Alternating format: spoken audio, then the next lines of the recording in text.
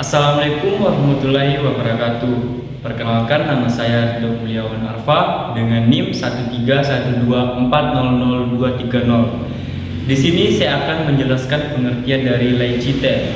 Laicite merupakan suatu prinsip sekularisme yang berada di negara Prancis, yang dimana laicite ini menunjukkan pemisahan antara negara dan agama.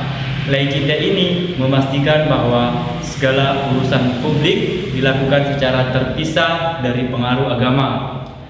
Salah satu contohnya ialah dengan menggantikan hukum agama dengan hukum sipil. Kemudian laicite ini memiliki beberapa prinsip yang digunakan untuk memisahkan urusan agama serta urusan negara, sehingga negara bersifat netral dan adil. Yang pertama, pemisahan antara gereja dan negara, sehingga gereja tidak tercampuri dengan dalam urusan negara dan urusan negara pun tidak tercampuri dengan urusan gereja. Yang kedua, kebebasan berpikir, sehingga negara ini tidak mendukung agama apapun, sehingga para warga bebas, tidak ada paksaan agama. Yang ketiga, perlakuan yang sama, yaitu terhadap semua agama di dalam negara ini mendapat perlakuan yang sama di hadapan negara. Assalamualaikum warahmatullahi wabarakatuh. Saya di sini dengan Assalamualaikum warahmatullahi wabarakatuh. Saya mahasiswa dari Universitas 17 Agustus Surabaya. Di sini saya akan mewawancarai mahasiswa UNER atau Universitas Airlangga Kampus B. Sebelum masuk di bagian wawancaranya, marilah saya perkenalkan diri dulu. Perkenalkan, nama saya Muhammad Adam Alimullah dengan NIM akhir 216. Dengan nama saya Ridho Mulyawan Arfa dengan NIM 13124000230. Dan mewakilkan teman saya yang bernama Aisyah Dwiki dengan NIM akhir 217. Kami di sini akan mewawancarai tugas yang diberikan oleh Dr. Tommy, yaitu tentang apakah hukum agama itu setara atau lebih tinggi atau lebih rendahkah dari hukum negara tersebut. Sekian dari saya. Wassalamualaikum warahmatullahi wabarakatuh. Oke, dah on nih. Atau cakap ya. Assalamualaikum warahmatullahi wabarakatuh. Saya di sini perkenalkan, nama saya Muhammad Adam Alimullah, NIM akhir 216. Saya di sini akan mewawancarai mahasiswa dari UNER. Sebelum masuk di wawancaranya, kita pertama-tama perkenalan dulu. Kenalan, Mbak. Halo semuanya, saya Raifa Kristalentara Rosyananda, biasa dipanggil Raifa, dari Fakultas Ilmu Sosial dan Ilmu Politik, Program Studi Ilmu Komunikasi. Perkenalkan, nama saya Muhammad Akmal Danarto, biasa dipanggil Akmal. Saya dari Fakultas Ilmu Sosial dan Ilmu Politik UNAIR, program studinya Ilmu Politik. Ilmu Komunikasi. Ilmu Komunikasi. Saya mau tanya nih, menurut Anda hukum agama itu lebih tinggi atau lebih rendah atau setarakah dengan hukum negara? Berikan alasannya juga.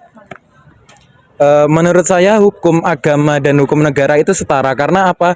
Karena di Indonesia ini saya rasa hukum negara dan hukum agama ini seperti dipadupadankan. Seperti misalnya dalam pernikahan itu ada hukumnya sendiri dalam negara dan agama, dan juga seperti dalam warisan, seperti itu. Baik, kalau menurut saya juga tidak berbeda jauh dengan seperti yang Mas Akmal katakan. Pendapat yang dapat saya berikan adalah mengenai hukum agama dan juga hukum negara ini memiliki kodrat yang setara, di mana karena keduanya ini memiliki keterikatan atau saling berhubungan satu sama lain, di mana hukum agama ini adalah membahas mengenai moral dan kemudian mengenai etika kita dalam beragama, tentunya dalam setiap umat beragama yang dianutnya. Kemudian hukum negara ini adalah berada pada hukum yang dipacu pada Undang-Undang Dasar. Seperti contohnya adalah Pancasila yang menjadi dasar negara Indonesia pada saat ini. Di dalam Pancasila tersebut juga terdapat sila pertama, yaitu ketuhanan yang Maha Esa, yang dimana sila tersebut juga merupakan kaitan dengan hukum agama dan juga hukum negara. Seperti itu.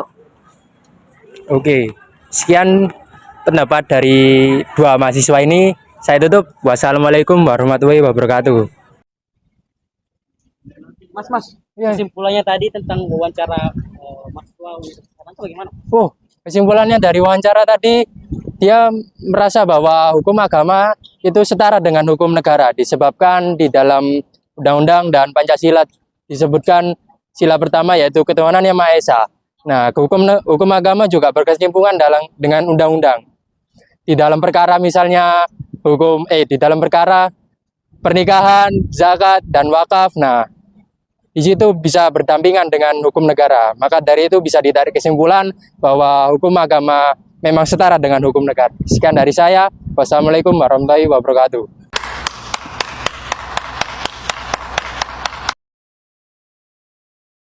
Perkenalkan, nama saya Hasya Dwiki dengan nik Makir 217.